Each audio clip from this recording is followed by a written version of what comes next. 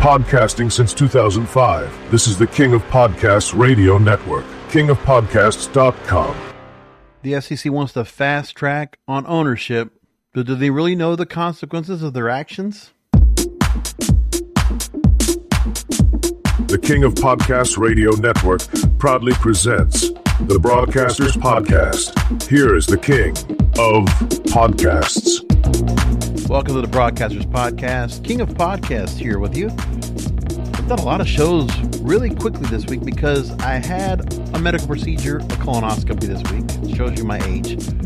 That kind of delayed all my programming earlier this week, but not the Broadcasters Podcast. For whatever reason, everything just kind of like laid itself out, but I had to do multiple podcasts in the last 24 hours just to get everything in. Literally all 3 programs in the last day. But here we are. The FCC wants to go ahead and just drop ownership limits altogether. A fast track is in place. The National Association of Broadcasters are happy to go ahead and see it come to fruition. But there's consequences to it. And maybe I'm the only loudmouth here with a podcast platform that's been talking about it. But I am going to talk about it because I'm afraid of what this means. I mean, it would be one thing if we had ownership limits that decided to go how they wanted to go.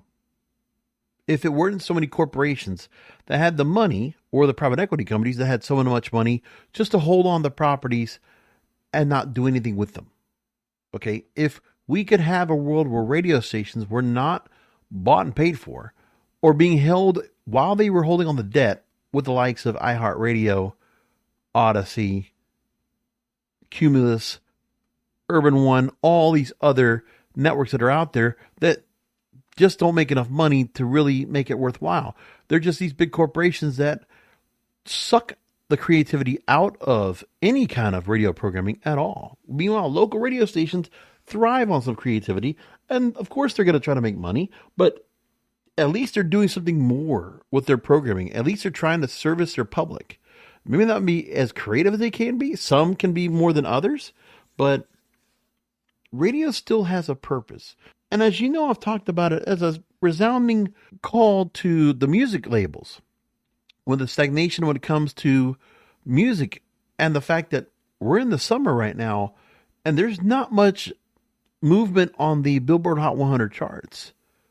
If radio was actually able to go and come in and stop contributing to the stagnation by having songs like Lose Control by Teddy Swims, or having songs like Benson Boone's Beautiful Things stay on the charts for 70 to 90 weeks, respectively. Or 90 to 70 weeks, the other way around. Billboard's not changing their recurrence rules. And they don't care, or they're not allowed to do anything because the record labels and radio have them stuck at this point. And there's nothing being done about it.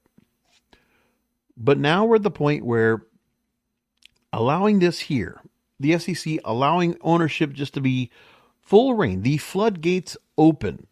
The excuse is that radio and television and newspapers and others, they have been saying now that the internet is their competition, no longer themselves. They don't consider themselves competition anymore because the big bad internet, they're the reason why things are just being allowed the way they are. I don't know. I don't believe it that way. I don't look at it that way. And when I did radio myself, I don't think about the internet being there because all these outlets can have an internet voice themselves. They all have websites. They all can get social media. All of that. They can be on the same playing field without the need for the investment of a tower or broadcast system, being able to go and play music or play whatever they want in terms of talk radio, whatever they have. They can get advertising like any other internet outlet does. They could do that if they want to.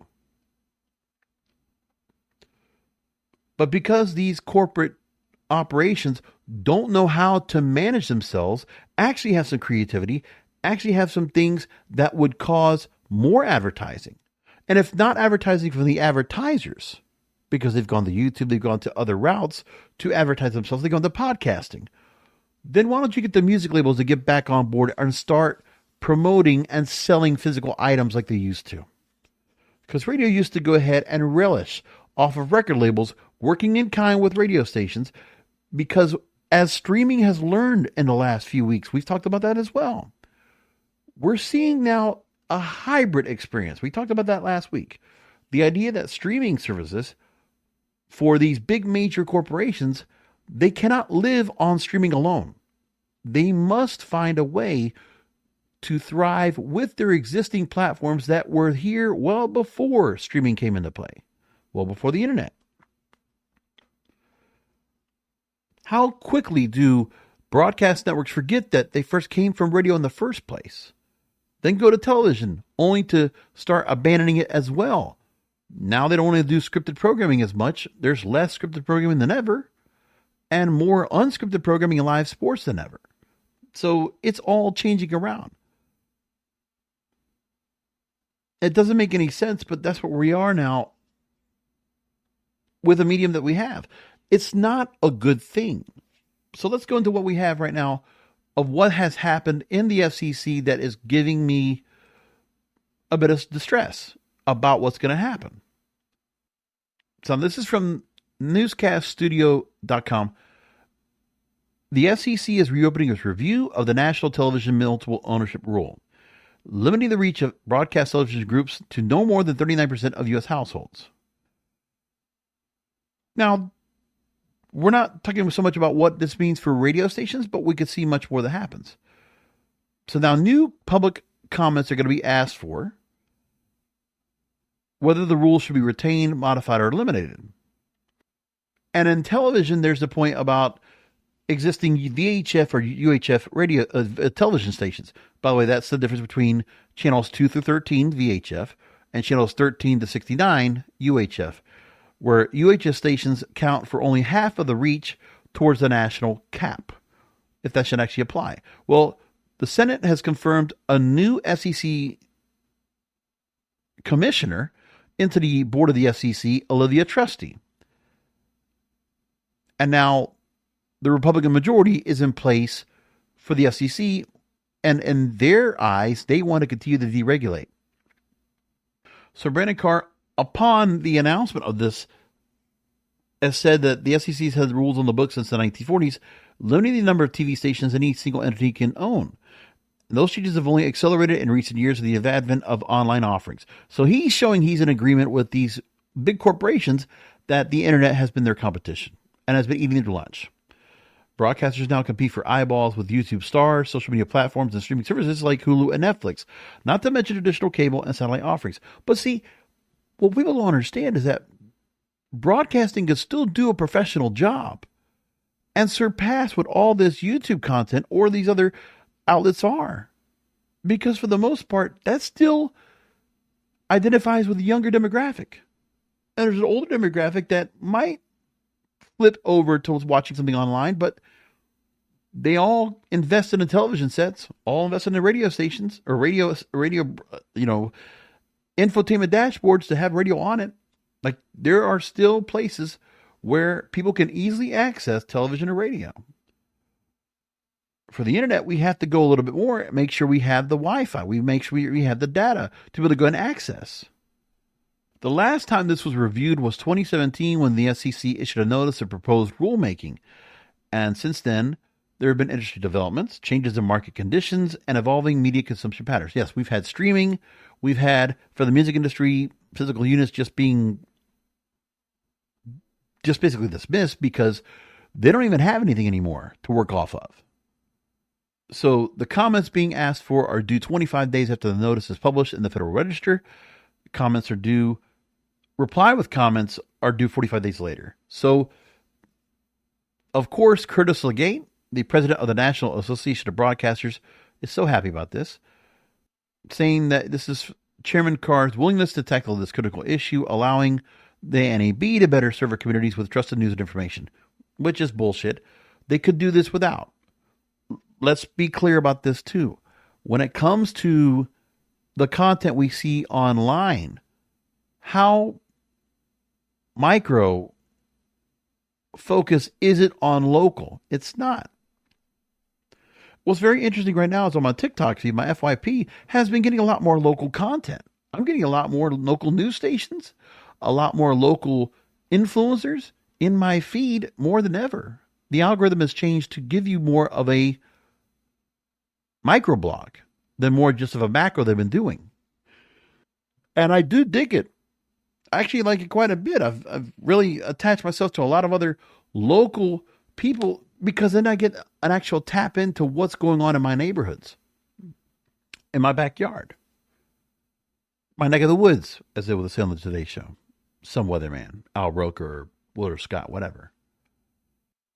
The commission's moving forward. They still have one more seat to fill, which was vacated by Nathan Symington, and Gavin Wax, his former chief of staff, is being mentioned as a potential nominee. So a supermajority of Republican votes in the FCC coming up on that. And I don't know if this all applies to radio, but national broadcast ownership caps. I could imagine that it also applies to radio. Now, in the TV realm, there's a look at what is going on about what could happen with broadcast deregulation. iSpot.com talks about linear ad impressions have been down 5.5% in the first 3 months of 2025. And linear ad revenue has climbed 4% almost, thanks to major sports like the NFL playoffs, the Super Bowl, March Madness, and the NBA. National ad spend on cable and linear was down 7%, according to Moffett-Nathanson, and local broadcast core revenues for the top 5 owners and operators of television stations declined 4% on average. That's Scripps, Nexstar, Sinclair, Gray, and Tegna that are all in this space, where their revenue was nearly $1.6 billion combined, now $1.5 billion. They're losing a little bit here, but that's the continuing erosion of their market. So while they're losing money, the only thing they could think of doing is not doing anything more to improve their programming, which their programming, if you look at the local news stations, they're all cutting costs. They're cutting staff. They're increasing more news time now on news content is getting a little bit more boring. Like when I look at my local news, they don't even talk much about the stories of any crimes or any kind of consumer type stories they have. Sometimes they still do, but it's a more community related, a little more kumbaya kind of stuff. And I'm like, no, I'm not interested in that. But they're not doing as much hard news as they used to anymore. And I used to work for certain smaller markets. Like when I used to work at Channel 25, the ABC affiliate here in West Palm Beach, WPBF, I would look at the content that was being fed from ABC affiliates to other ABC affiliates on the satellites. And I would see some of the content that would come in from some of their regional hubs. Say it was Denver or San Francisco or Chicago, especially Denver. I would always see some of these feeds that would come in from, say, like the Southwestern United States, Texas or Nevada or Colorado, and some of these smaller end stories that it would have that were kind of interesting and cute and just kind of there. They're basically kicker stories for the most part. I would see that and I'd say to myself, well, that's cool and all, but, you know, we're still at the point where this content is not something I would want to see in Miami or New York or any bigger markets, Tampa, any of that kind of stuff. I don't mind that the local stations have more sports coverage. We're going to see more of that coming up, especially with the NBA next year once it goes to NBC, because you're actually going to see more primetime coverage on NBC of the NBA. NFL is going to get more primetime coverage because remember, you already have it on, I don't know, all the Monday nights are going to have it on ABC, but I know that ESPN will have it. And then you can watch through Prime on Thursdays. And of course, all the college football you get that for muster. How much of that might be going to local television as well, we don't know. But there's probably more of that's going to be coming because on all these broadcast networks, they're taking more time to allot the live sports than anything else because that's what's going to make money for them. No matter what, the Super Bowl is still on network television. All your major championship sporting events are all on network television. Still is going to be that place at the end of the day. So let's look at the history so far of the deregulation in regards to ownership caps, just so you know the history of it. So the mandate of regulating media ownership in the past has been driven by the mandate to serve as the public interest, convenience, and necessity, and interpreted as promoting diversity of viewpoints, programming, and ownership of the broadcast media. But the approach to these limits has shifted significantly towards deregulation and increased consolidation within the media industry. If you know this program, I have gone through the history ad nauseum from what was done with the Telecommunications Act of 1996, what happened under the FCC chairman under Jimmy Carter, and what he allowed. All these kind of things. Let's go into some of it right now. So first of all was the Communications Act of 1934, established the FCC, and gave it authority to regulate radio and later television. Their policies aimed to prevent monopolies and foster diverse voices, and they recognized the scarcity of broadcast frequencies, and they limited the number of stations a single entity could own, both nationally and locally. And then in the 40s, we had the common ownership of multiple local radio stations, local TV stations, and national broadcast networks. First, it was the Mayflower Doctrine in 1941, which then was repealed in 1949. It forbade on-air editorializing by broadcasters, emphasizing neutrality. So, equal time for whichever political slant you might have. Then you had cross-ownership restrictions in the 70s, limits being imposed on radio and TV stations. Then newspapers were included into the mix in 1975. But they also prohibited the ownership of a daily newspaper and a full-power broadcast station serving the same community. Then in 1980 is when we had the change. Like I said, there was the FCC chairman under Jimmy Carter that really made the bigger difference towards it. Caps started being relaxed in 1984 with the Cable Communications Policy Act of 1984, deregulating cable, paving the way for larger cable conglomerates. And with TV stations, they could say that cable was starting to cut into their bottom line, so we need more ownership. Notice the way they kind of do that? 1987, the Fairness Doctrine required broadcasters to present controversial issues of public importance and reflect differing viewpoints was abolished by the FCC. And this significantly reduced public interest obligations for broadcasters. We can go either way on what the Fairness Doctrine really meant and what that did, because if the Fairness Doctrine was in play, then you wouldn't have MSNBC or CNN or Fox News with the particular slants in their coverage as they are. They would have to be objective. I don't know if it would be that way or if it would lean one more direction or the other, but that's been gone. And now it's the public to decide on what they want to go with their coverage and what they watch for their cable news or whatever else they listen to or watch or read. I have talked about the Telecommunications Act of 1996 many times. I did a full episode on it. And what I want to do is I do want to go and pull back some of my commentary that I made at the time about that act and what it meant in 1996, because that was in that time that I was doing this show.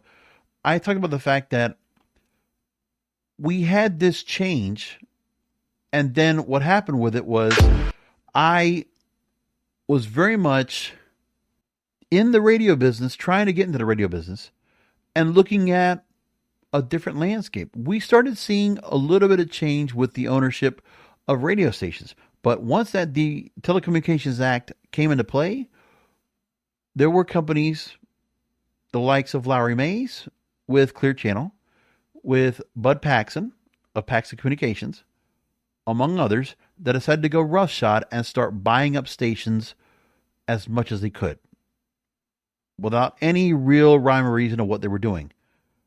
And still there were somewhat of ownership caps because of what? You were allowed to have 8 stations, I think, at any one time. So that was done and made into play. I'm like, okay, well, that's what it decided to go and do. And so I talked about this on the 25th anniversary of the Telecommunications Act of 1996. So let me go back to episode 175 of the Broadcasters Podcast. This was May 21st, 2021. The damage done. Now, the act was passed in February of 1996, but the 25th anniversary was then. I didn't bother to go ahead and talk about the anniversary then because it was just too much news at the time, and I just felt I was going to wait because we're already here in the 25th anniversary. A milestone. And honestly, I think if this act never got passed, then some of the things of media deregulation that came as a result of this act, this program probably never really needed to go ahead and exist. Because a lot of things would have happened. I don't know if podcasting would be a thing. I don't know. I would think radio would be much more competitive. And I think network and cable television and movies, there will be a lot more competition.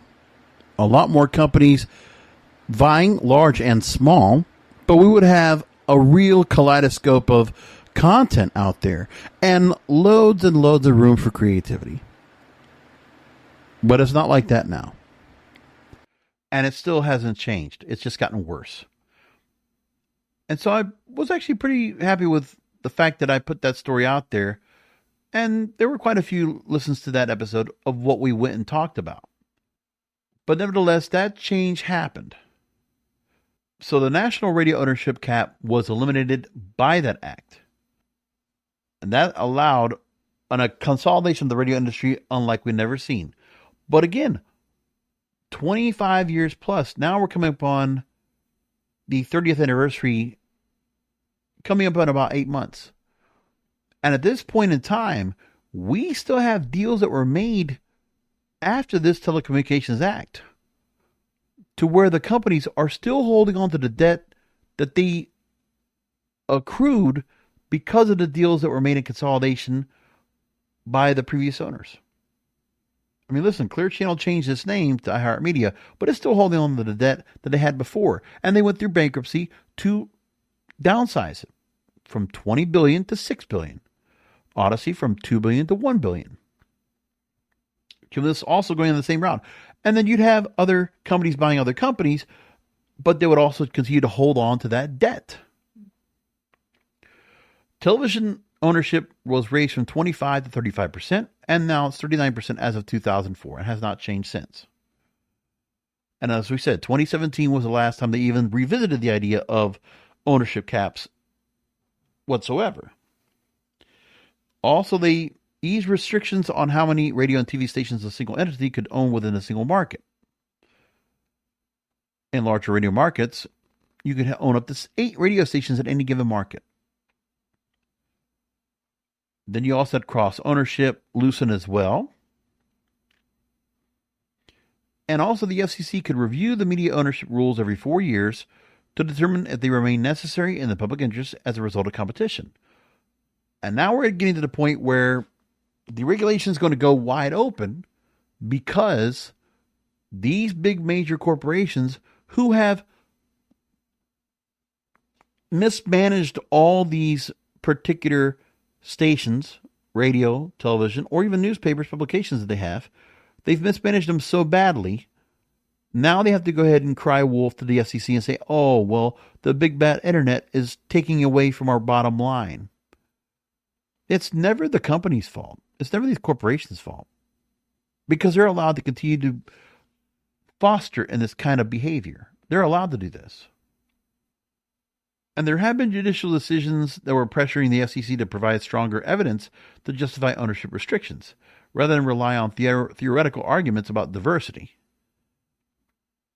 Now, in 2017, Chairman Ajit Pai pursued significant deregulation. So that was the last time the Trump administration was in charge. And the FCC chairman then eliminated the newspaper broadcast cross-ownership rule and the radio television cross-ownership rule as well. So the growth of digital platforms and streaming services mitigated concerns about media concentration. And also, ownership limits were eliminated of owning 2 of the top 4 television stations in the same market. So if you wanted to own 2 stations of 2 different networks, you could do that. So now Brendan Carr is here to refresh the record on the national TV ownership cap. Basically finish the job. Say it's just time to go ahead and finish up and just say, okay, let's just give it all away. And so there's 2 different sides of this. Proponents arguing that existing caps hinder traditional broadcasters' ability to compete with unregulated big tech and streaming giants, while critics remain concerned about reduced localism, diversity of voices, and the impact on local journalism. And let's be honest, the creativity goes away too. Like, if you want any creativity, you want to have any kind of diversity of programming or any diversity at all of music, of talk radio, of anything, once you let these corporations have run roughshod here, any chance of that goes away. We'll get more homogenized programming, more syndicated programming, and stations will just be a conduit to all this national programming, whatever they want to do with it. There'll be nothing more than that. And that doesn't serve the public interest. The public airwaves are taken hostage. They have been like that for a long time. And there's nothing that can be done about it. Now, I remember there was a story that I was hoping would hear something back for it, where the FCC was defending media ownership rules in the 8th Circuit Court and a federal appeals court in Minnesota. And broadcast companies were asking the court to strike down FCC rules preventing mergers among the top 4 broadcasters in a given market, on the grounds that competition from other industries is fierce enough that local TV and radio need to consolidate to survive. So I don't know if we ever got any farther with this particular case, but I was hoping for something to come up of all this, and nothing ever has. And one of the biggest things that really makes a big mess of all this is that the National Association of Broadcasters are able to go ahead and move forward, and with no issues whatsoever, they can just move along. It doesn't really matter for them at all. But nevertheless, what we have now is what's going to happen with radio, with television, with newspapers, and that media is going to be continually deregulated now, to the point where you can have whatever media you want, whatever you want to buy, whatever you can acquire. Are these companies going to be allowed to go ahead and continue to go and move farther into debt and be able to hold on to these companies like hostage, like private equity companies? Will that be something that's being allowed too? Because at the same time, if we're going to go this route, and the argument's been made, there's no more arguing that can be done. The lobbying arm of the NAB have done their job. And so these companies can now do the full Monty and own whatever they want. If that's the case, then where is the policing of all these companies from being allowed to go ahead and just operate for whatever best suits their bottom line without being penalized for holding on to so much debt? Debt which we know clearly they cannot afford, and because they could find a way to go ahead and extend their creditors, they can extend their loans, okay, they can go ahead and say they're going to go ahead and take care of their shareholders who bought in at a certain price, only to see the stock prices go down to nothing, to the point that these companies got delisted from the New York Stock Exchange or NASDAQ or whatever. They're now pink stocks. These shareholders are holding the bag. Now what happens? But no one's saying a word about that. It's just being left alone this way. Nevertheless, this is happening. All I can do is continue to fight about it. And know that the digital disruption isn't able to do anything right now to counteract this. Of course, they're taking away market share from radio, television, newspapers, and the like. But there are certain things that radio and television used to do back in the day that they were really good at, and the internet has not taken up on those traditional forms of entertainment and done them any better. And at the same vein, the broadcast companies, they can't find a decent master of ceremonies to do anything of their reality programming or their live event programming, whether it's an award show or a game show or what, or even just a reality show, what have you. They don't have the wherewithal. So the next open meeting on the FCC will be June 26th, because broadcasters are looking to go ahead and open the floodgates. So we'll keep an eye on that. that open meeting and see what if we get any word from that next week on the program. I'll let you know what we find out. There's a story that came out, the annual Reuters Institute Digital News Report. And in this, they are learning about podcasting and how much more powerful is it more than radio as a weekly news source. So 15% of U.S. adults say they listened to news podcasts in the past week, ahead of the 13% who tuned in to news on the radio. Morning drive would be when radio listeners would be listening in the most, but in 2016, when Americans were asked how they get their news in the morning, 12% said by radio. But that number has been cut in half in the past decade, and more are likely to pick up their smartphones today to catch the news. 1% of these respondents mentioned they read the newspaper in the morning. So podcasting is the place to go, and the internet's the place to go for news content. Which even then, it's not that easy to go ahead and go through and find the news of the day. I'm telling you, it's been very difficult. There's a purpose for linear programmers to still provide the news if they would do it objectively, and they would just know, okay, just make money on the actual news that's happening out there. Quit trying to put a voice to it. Quit trying to put an opinion on it, and quit trying to put your own spin on it. Stop making propaganda. But they're not going to do that now. Which is why more people are going to podcasting. So podcasting surpassing radio. At the same time, another story comes out that streaming has overtaken the combined share of broadcast and cable TV. This is according to Nielsen's May 2025 edition of The Gauge, which says that streaming services accounted for a record 44.8% of total TV usage. Broadcast and cable account for 44.2%. So more people are now watching television on streaming services than they are broadcast and cable networks. Meanwhile, radio, which you're saying is still seeing relatively stable audiences as TV audiences continue to erode, is poised to fill the void. So they talked to the RAB president and CEO Mike Holvey, InsideRadio.com did, saying that radio continues to collaborate as an industry on enhancing our measurement capabilities. And we're working together to engage with and ensure the ad community's understanding of the medium's strength from a listening perspective and, more importantly, from an ROI perspective. Whatever. Streaming has surged 71% over the past 4 years, so since the pandemic. Broadcast and cable have declined 21% and 39% respectively. Netflix is still the top subscription streaming service, leading the lead on all streamers for 4 consecutive years. That story picked up a lot of headlines, by the way. Just make sure to make that point. The Reuters news service, they had a poll that found social media surpassed TV and websites as the preferred source of news, the first time that's happened ever. Younger consumers, 54% reported accessing news via social media, compared to 50% and 48% for TV and the web, respectively. So even for internet, it's social media that's more important now to get their news. Also, YouTube Shorts from YouTube has hit 200 billion streams. Big deal.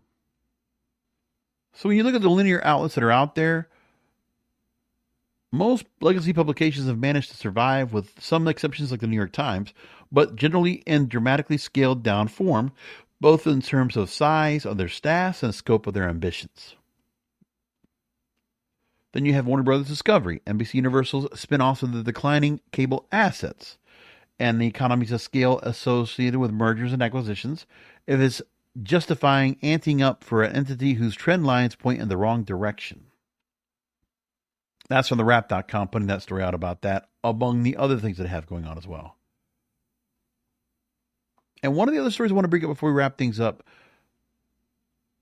from the Hollywood Reporter, they talk about reality TV being very bougie now, and that industry and cultural shifts have made reality TV, which started in the early 2000s for the most part. I mean, we did have Cops, we did have Cheaters, and we had America's Most Wanted beforehand, the early days of reality TV, but now we're at the point where it's just gotten plain dumb. That's where we are now. One thing they talk about now is about the A-list stars and where they want to go and appear on film versus television. Performers are seeing a similar divide between scripted and unscripted series. So when you have the likes of Alec Baldwin and Sylvester Stallone going into Kardashian-like docu-soaps, the Baldwins and the Family Stallone. Selena Gomez doing a cooking show, Selena plus Chef. Or now Martin Short planning to go ahead and host The Match Game, the reincarnation they put with Alec Baldwin out here, which is an abomination compared to what Gene Rayburn did. And I'll even put Ross Shaver in that mix, to be honest with you. And then you have reality stars going into scripted programming, where Kim Kardashian now working on American Horror Story. And seeing American Idol stars like Kelly Clarkson and Jennifer Hudson doing daytime television, daytime talk. Celebrities are getting more savvy about launching their own production companies, and now the efforts are putting them in the business of unscripted, or at least behind the camera, if not also stepping in front of it. They also talk about in this Hollywood Reporter story about the rise of digital content like YouTube, TikTok, and podcasting, that reality TV looks far more stately, glamorous, even compared to the Wild West of digital content creation, particularly for younger audiences. And that stardom has become so broad and multi-medium that many viewers see a Survivor castmate and a White Lotus actor as simply two celebrities on beaches and not that far apart. Look at all the changes we have right now, the digital disruption and what it does. But getting back to my original point, being cognizant and aware of what could happen to broadcasting now that the FCC is going to come into play and allow these ownership caps to be taken off. We're a week away from finding out how close we're going to get to that point and seeing what that's going to do and how it's going to make a big difference. Because the question is, which companies are going to come in and start taking more ownership of some of these radio stations, TV stations, and newspapers, only to squander them. Hold on to them for what? If they're not going to be creative about it. Well, anyway, you can do your own creativity with your own content, because remember that content is king and control of your content is in your hands.